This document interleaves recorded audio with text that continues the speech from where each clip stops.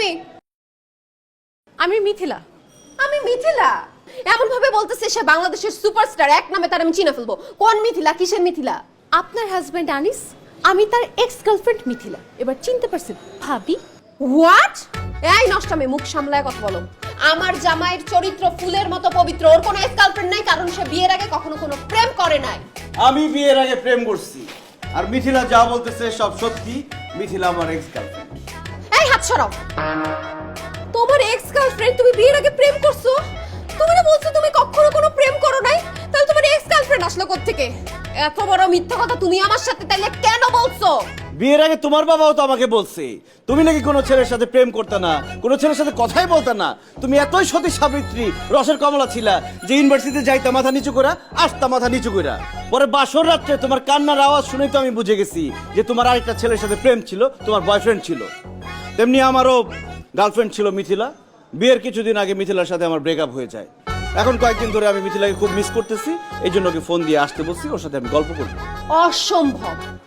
আমি তোমার বউ থাকতে তোমাকে আমি মিথিলার সাথে গল্প করতে দিব না। তোমার বউ থাকতে তুমি মিথিলার সাথে গল্প করো, এটা আমার মেনে নিতে হবে। আমি পারবো না।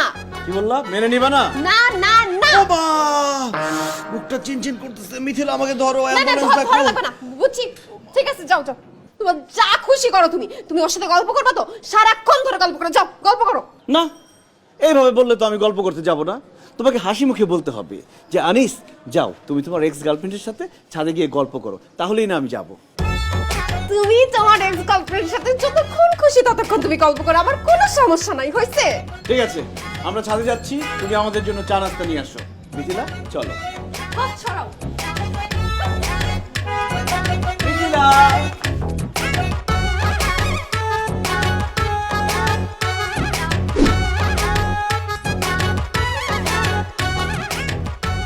কি ব্যাপার, তোমরা দুইজন দুই দিকে ঘুরে আসো, কেউ কারোর সাথে কথা বলতেছো না? তোমাদের কি কথা কাটাকাটি হয়েছে? কিসের কথা কাটাকাটি হবে? মিথিলা তো আমার সাথে কথাই বলছে না। মিথিলা বাসায় আসার সাথে সাথে তুমি ওর সাথে খারাপ ব্যবহার করছো, এই জন্য ও রাগ করে আমার সাথে কথা বলতেছে না। এখন তাড়াতাড়ি ওকে সরি বলে যেভাবেই হোক আমার সাথে কথা বলতে রাজি করাও, নইলে কিন্তু আমার বুকের ব্যথা বেড়ে যাবে আবার। অসম্ভব। এই মেয়েকে আমি সরি বলবো? জীবনেও না। ওমা আচ্ছা আচ্ছা ঠিক আছে, আমি সরি বলতেছি। Mithila, I am really sorry. আমি আসলে তুমি আসার সাথে সাথে তোমার সাথে বাজে বিহেভ করছি। তুমি আমাকে মাফ করে দাও। হ্যাঁ, তুমি আমার জামার সাথে কথা বলো, ওর সাথে একটু টাইম স্পেন্ড করো। আমি যদি আনিসের সাথে কথা বলি তাহলে কিন্তু আমি ওর হাত ধরবো, আপনি কিন্তু তখন মাইন্ড করতে পারবেন না।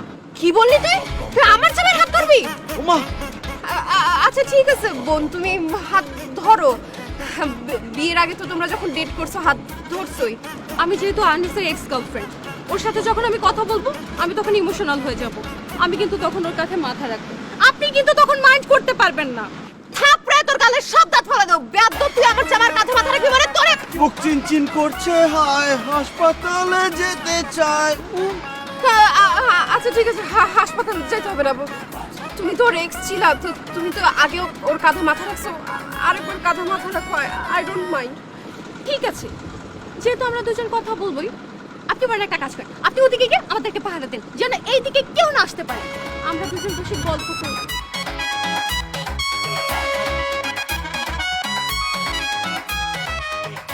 ও মিথিলা, তুমি না অনেক সুন্দর। কি বলো, তোমার বউয়ের থেকে আমি বেশি সুন্দরী? অবশ্যই। কোথায় রাজরানী আর কোথায় চাকরানী? আচ্ছা আনিস, বিয়ের পর কি আমার কথা তোমার একবারও মনে পড়েনি? মনে পড়ে নাই আবার? সারাক্ষণ তো শুধু তোমার কথাই মনে পড়তো। আহারে, আমি আমার বউয়ের সাথে শুয়ে থাকতাম ঠিকই, কিন্তু মনে মনে ভাবতাম শুধু তোমার কথা। সত্যি করে বলো আনিস, তুমি কি আমাকে বিয়ে না করে সুখে আছো? না, আমার জীবনে সুখ কি জিনিস সেটাই আমি ভুলে গেছি। এই মেয়ে তো আমাকে জীবনে কোনোদিন সুখই দিতে পারে নাই। ইস, তোমাকে যদি বিয়ে করতাম তুমি আমাকে কত সুখে রাখতা। ওহ নিস, এই মেয়ে, তুই আমার জামাই নিচ বললি কেন? তুই নিচ, তোর বাপে নিচ, তোর 14 গোষ্ঠী নিচ। আদর করে ডাকলাম। ওর নাম আনিস আর আমি ওকে ভালোবেসে আদর করে নিস বলে ডাকি। আর ওর নাম মিথিলা, আমি ওকে আদর করে ভালোবেসে থিলা বলে ডাকি। ও থিলা। নাস্তা? মিথিলা আমার কাছে মাথা রাখছে না, আমার পেট ভরে গেছে, আমার আর নাস্তা লাগবে না। থিলা।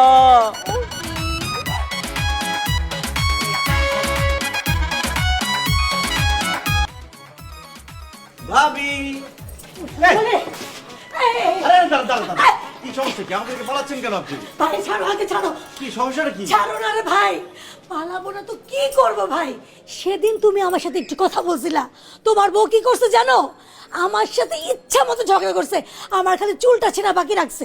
শুধু কি তাই করছে, আমার হাজবেন্ডের কাছে যে বিচার দিছে, আমার শাশুড়ির কাছে বিচার দিছে, আমার সংসার যায় যায় অবস্থা। ভাই রে, আমি তোমার সাথে আর কোনোদিন কথা বলতে পারবো না, তোমাকে দেখলেই আমি পালাবো। আরে ভাবি সেদিন কি আছে, দিন বদলাইছে না। এখন আমার বউ আপনার সাথে কথা বলতে দেখলে আপনার সাথে ঝগড়া তো করবেই না, ওটা খুশি হবে। অসম্ভব, আমি একদম বিশ্বাস করি না। তোমার বউ যে ডাইনি, সে যদি দেখে তুমি আবারও কথা বলতেছো, এবার ঝাড়ুতে আমাকে পিটাবে। বিশ্বাস করতেছেন না, দাঁড়ান প্রমাণ দিচ্ছি। রুবিনা, রুবিনা, এই রুবিনা, সরি বলো। আমি এই ফালতু মহিলাকে সরি বলবো কেন? কারণ আমার সাথে কথা বলছে বলে তুমি ওনার সাথে ঝগড়া করছো, ওনার শাশুড়ির কাছে কমপ্লেন করছো, ওনার হাজবেন্ডের কাছে কমপ্লেন করছো, এই জন্য ওনার সমস্যা হচ্ছে। আমাকে দেখে সে দৌড়ে পালাচ্ছিল। সরি বলো এক্ষুনি। কি এইরকম একটা ছোট লোক মহিলাকে আমি সরি বলবো? এই মিচকা শয়তান মহিলাকে আমি জীবনেও সরি বলবো না, প্রশ্নই ওঠে না। সরি বলবো না? না বলবো না? না। উমা গো। আচ্ছা মুখ ধরা লাগবে না, বলতেছি সরি বলতেছি।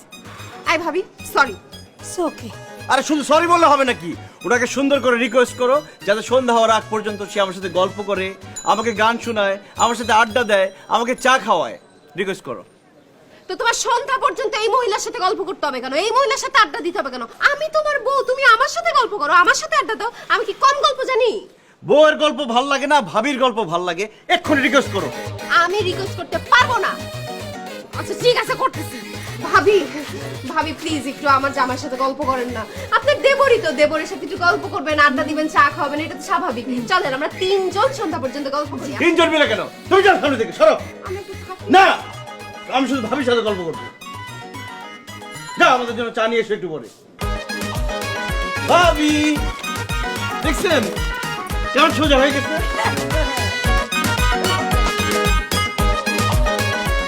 চা বিস্কুট মামা চা, চা বিস্কুট চা খাবেন? চা বিস্কুট চা খাবেন মামা চা?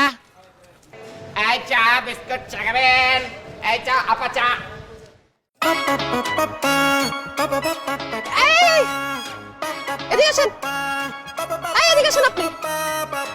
কি খাবেন আপা, চা না সিগারেট? আমার দেখে কি মনে হইতেছে আমি রাস্তা দাঁড়ায় চা সিগারেট খাবো? ফালতু লোক কোথাকা। এই, আপনি আমাকে থেকে দৌড় দিলেন কেন? না না না না আপা, আমি আপনারা দেখে দৌড় দেই নাই তো, ওই ওদিকে একজন চা চাইলে তাই চা দিতে যাচ্ছিলাম। এদিকে ঘুরেন। আপনি আপনি ডক্টর না? কি যে বলেন আপা, আমি ডাক্তার হতে যাবো কি জন্য? আমি তো জন্মের পরে তাই চা সিগারেট বিক্রি করি। এই চা খাবেন? কি বলতেছেন উল্টাপাল্টা কথা? আমার হাজবেন্ড যখন হার্ট অ্যাটাক করলো আমি তো আপনার হসপিটালে ওকে নিয়ে গেছি, আপনি নিজেও ট্রিটমেন্ট করাইছেন। আপনি আমাকে চিনতে পারতেছেন না? না তো আপা, একদম চিনতে পারতেছি না। আর কি বলতেছেন আপনি? আচ্ছা আপনি আমাকে ভালো মতো দেখেন, আপনি ওকে চিনতে পারতেছেন না? কিডা আপনি? জীবনে প্রথমবার আপনারে দেখলাম। দেখেন একদম ফালতু কথা বলবেন না। আমার হাজবেন্ড যখন অসুস্থ হলো, হার্ট অ্যাটাক করলো, আমি তো আপনার হসপিটালে ওকে নিয়ে গেলাম, আপনি নিজে ওকে ট্রিটমেন্ট করলেন, আপনি আমাকে চিনতে পারতেছেন না? ও আপা, বুঝতে পারিছি, প্যাচটা ক্ষণে লেগেছে। আপনি যার কথা কচ্ছেন সে হচ্ছে আমার ভাই। আমার একটা ভাই আছে, সে ডাক্তার। আসলে আমরা জমজ তো, তাই চেহারা হুবহু একই রকম দেখতি। ও ছোটবেলাতে লেখাপড়া ভালো করে করেছে, তাই এখন সে ডাক্তার। আর আমি লেখাপড়ায় ফাঁকি দিছি আপা, তাই কপাল পোড়া, এখন চা বেচতেছি। আপা চা ঠান্ডা হয়ে যাচ্ছে, আমি যাই। এই কই যাস তুই? হ্যাঁ কই যাস? আমারে বোকা পাইছিস তুই? আমার বোকা পাইছিস? হ্যাঁ সিনেমার গল্প শোনাস তুই? তুই কে? সত্যি করে বল, সত্যি করে বল, নাইলে কিন্তু এখন থানায় নিয়ে যাব। থানায় নিয়ে পুলিশের ডান্ডার বাড়ি খেলে তুই বুঝবি। আমি করছি আপা, আমি করছি আপা, করছি। আমি ডাক্তার মিজান, আমি চা বিক্রেতা মহাসিন। আনিস আমার ছোটবেলার বন্ধু। আনিস ছোটবেলায় আমাদের বস্তিতে যাইতো তো, আড্ডা টাড্ডা দিত, হতে আমাদের ফ্রেন্ডশিপ হয়ে গেছে। আমি আবার একটু যাত্রা নাটক করতাম তো, এই জন্য অভিনয়টা একটু ভালো করি। সেদিন আনিস আমারে কটা টাকা দিয়ে কইলো আমারে নাকি ডাক্তারের অভিনয় করতে হবে। আপনি তো জানেন আমরা গরিব মানুষ, টাকা পালি আর না করতে পারি না। আমিও ডাক্তার সাজার নাটক করেছি, আর আনিসও আপনার সাথে হার্ট অ্যাটাকের নাটক করেছে। আর ওর বন্ধুরা মিলে ওরে হাসপাতালে নিয়ে গেল না পা, ওই হাসপাতালে ছিল ভুয়া। ওইটা আমাদের নাটকের রিহার্সেল রুম। তবে আমার কোনো দোষ নাই, আমারে যা কয়েছে আপা, যা শিখাই দিয়েছে আমি তাই করেছি আপা। আপা আমারে মাফ করে দেন আপা, আমার কোনো দোষ নেই আপা। একদম চুপ। হায় আল্লাহ, আমার জামাই আমার সাথে এত বড় বাটপারি করছে। হার্ট অ্যাটাকের নাটক করে আমারে নাকে খত দিয়ে এতদিন ঘুরাইছে, নিজে যা ইচ্ছা করছে আমারে দিয়ে যা ইচ্ছা করাইছে। আজকে ওর বিচার হবে, আজকে ওরে দিয়ে সত্য বলা মুক্তি। আমার সাথে চল। আপা আমার চা ঠান্ডা গেল আপা, আমার মাল পাতি আপা। আপা আমার ভুলে গেছে তো, আমার মাফ করে গেছে, আমার ভুলে গেছে। হাজির কোথা যায় চিন্তা করে দেখছো রেশমি, হালার পুত তো আমার চেয়েও বড় বাট্টা। আমার সাথে বাটপারি করে আমার ফ্ল্যাটটা হাতায় নিছে। শুধু কি ফ্ল্যাট হাতিয়ে নিয়েছে, সে তোমাকে আমাকে ইচ্ছা মতো যা তা গালিগালাজ করছে, অপমান করছে। আমার এই মেয়েটাকে নাকে দড়ি দিয়ে ঘুরাইছে। না, ওরে তো ছাড়া যাবে না, ওরে থানায় নিতে হবে, পুলিশের হাতে তুলে দিতে হবে, আর পিটাইয়া হাড্ডি গুটি ভেঙে দিতে হবে। ওরে কেউ কিচ্ছু বলবে না, ওরে আমি নিজ হাতে খুন করব। কত বড় সাহস! ও মিথ্যা হার্ট অ্যাটাকের নাটক সাজায় আমাকে দিয়ে সবকিছু করাইছে। নিজের এক্স গার্লফ্রেন্ডের সাথে কথা বলছে, বন্ধু বান্ধবের সাথে তাস খেলছে, আবার পাশের বাসার ভাবির সাথে কথা বলছে। হাই, তুমি এত বড় নাটক কেন আমার সাথে করছো? কেন এত বড় মিথ্যা কথা আমার সাথে বলছো? প্রতিশোধ নেওয়ার জন্য। প্রতিশোধ নেওয়ার জন্য মানে? তোমার কি মনে পড়ে রবিনা, বিয়ের পর থেকে তুমি আমার সাথে কি কি করছো? আমাকে একজন মানুষ থেকে তুমি আমাকে পোষা প্রাণী বানাই ফেলছো। তোমার কথায় উঠতে হবে, তোমার কথায় বসতে হবে, তোমার কথায় ঘুমাতে হবে, ঘুম থেকে উঠতে হবে, বন্ধুদের সাথে মিশতে পারবো না, তাদের সাথে সম্পর্ক রাখতে পারবো না, কিচ্ছু করতে পারবো না, সব তোমার কথা মতো চলবে। একজন মানুষ কি এভাবে বাঁচতে পারে? আমার কাছে মনে হচ্ছিল যে আমি একটা জেলখানায় থাকি, জেলখানার বন্দি আসামি আমি। এভাবে চলতে থাকলে সত্যি আমার একদিন হার্ট অ্যাটাক হতো। হ্যাঁ, আমি তোমাদের সাথে নাটক করেছি। আমি নাটক কেন করেছি? আমি পাগল হওয়ার হাত থেকে বাঁচার জন্য নাটক করেছি। আমি আমার বন্ধুদের সাথে সম্পর্ক রাখার জন্য নাটক করেছি। আমি মানুষ হয়ে বাঁচার জন্য নাটক করেছি। দেখো রবিনা, শাসন দিয়ে, সন্দেহ দিয়ে স্বামী স্ত্রীর সম্পর্ক টেকে না। স্বামী স্ত্রীর সম্পর্ক টেকে বিশ্বাস এবং ভালোবাসা দিয়ে। তোমার বাবাও তো একজন স্বামী, তোমার মাও তো একজন স্ত্রী। তোমার বাবা মার সম্পর্ক কি এমন যেখানে শুধু শাসন আর সন্দেহ আছে? নেই তো, তাদের মধ্যে তো ভালোবাসা আছে, বিশ্বাস আছে। তুমি যে ভুল করেছো সেটা তোমার চোখে আঙুল দিয়ে দেখিয়ে দেওয়ার জন্য আমি নাটকটা করেছি। হ্যাঁ, আমি অনেক ভুল করেছি, সেজন্য আমি তোমাদের সবার কাছে ক্ষমা চাইছি। আব্বা, এই যে আপনার ফ্ল্যাটের চাবি। আপনার ফ্ল্যাট নেওয়ার ইচ্ছা আমার কখনোই ছিল না। রবিনা, একটা কথা কান খুলে শুনে রাখো, তুমি যদি আবার আমাকে জেলখানায় বন্দি করতে চাও, আমি বলবো সরি, তোমার সাথে আমি সংসার করতে পারবো না। তুমি তোমার বাবা মার সাথে চলে যেতে পারো। আমি স্বাধীনভাবে বাঁচতে চাই, আমি স্বাধীন জীবন চাই। মারে, জামাই বাবাজের কথা শুনে তো বোঝা যেতেছে তার কোনো দোষই নাই। সত্যি তো, তুই স্ত্রী হয়ে তারে কেন এরকম শাসনের মধ্যে রাখবি বলতো? স্বামী রে এরকম সন্দেহ কইরা, শাসন কইরা, ঘরের মধ্যে বন্দি কইরা রাখলে তো স্বামী স্ত্রীর সম্পর্ক কোনো সময় মধুর হইব না। স্বামীকে ধরে রাখতে হইলে তার ভালোবাসা দিয়া, মা মোহাম্মত দিয়া, সেবা যত্ন করে আটকে রাখতে হয়। মারে, তোর আব্বা ঠিক বলছে, স্বামীর সেবা করা, যত্ন করে, এটা তোর দায়িত্ব। কিন্তু একটা মানুষকে ঘরে বন্দি করে রাখা যায় না, স্বামীকে আটকে রাখা যায় না। আটকে রাখলে তার মনের ঘরে জায়গা পাওয়া যায় না। উঠতে দে, পাখি আকাশে উঠতে দে। যদি তোকে ভালোবাসে, খাঁচায় ফিরে আসবে, আসবে। আমি তোমার সাথে এমন কেন করছি জানো? আমার এক বান্ধবী অনেক ভালোবেসে একটা ছেলেকে বিয়ে করছিল। বিয়ের পর ছেলেটা যা চাইতো, যেভাবে চাইতো, সবকিছু তাকে সেভাবে করতে দিত। কখনো ও কোনো কিছুতে বাধা দেয় নাই, কারণ ও ওর হাজবেন্ডকে অনেক ভালোবাসতো। কিন্তু লোকটা আমার বান্ধবীর সাথে বেইমানি করে অন্য একটা মেয়েকে নিয়ে পালায় গেছিল। আমার বান্ধবী না এই কষ্টটা সহ্য করতে পারে না। ও সহ্য করতে না পেরে পাগল হয়ে গেছে। ও এখন রাস্তায় রাস্তায় ঘুরে।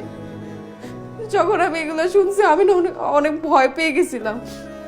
আমি ভাবছি আমার হাজবেন্ডকে আমার সবসময় চোখে চোখে রাখতে হবে, সবসময় শাসন করতে হবে। তোমাকে তোমার ইচ্ছা মতো কোনো কিছু আমি করতে দেই নাই, কিন্তু আমি এখন বুঝতে পারছি সব পুরুষ মানুষ এক না। তুমি অনেক ভালো একটা মানুষ আনিস। আমি আজকে থেকে তোমাকে কথা দিচ্ছি, আমি কখনো তোমাকে আর কোনো কিছুতে বাধা দিব না। তোমার যা ইচ্ছা, যেভাবে ইচ্ছা তুমি তাই করবা। আনিস, আমি তোমাকে অনেক ভালোবাসি। শুধু কথা দাও, সারা জীবন তুমি আমাকে ভালোবাসবা, কখনো পর করে দিবা না। সারা জীবন আমার হাতটা শক্ত করে ধরে রাখবা। কথা দাও আনিস। কথা দিচ্ছি রুমিটা, সারা জীবন আমি তোমাকে ভালোবাসবো। মৃত্যুর আগ পর্যন্ত এই হাত আমি কোনোদিন ছাড়বো না, কারণ আমি তোমাকে অনেক ভালোবাসি। বাবা বাবা বাবা, শুনো না ভাই, ভালোবাসার সাথে সাথে এই ফ্ল্যাটটাও তুমি নিয়ে নাও। মানে এর আগে তুমি জোর করে নিয়েছিলা, আমি রাগ হয়েছিলাম। আজকে আমি ভালোবাসা তোমাদেরকে এটা দিচ্ছি, আজকের থেকে এই ফ্ল্যাটে তোমরাই থাকবে। মিস্টার বুদ্ধিমান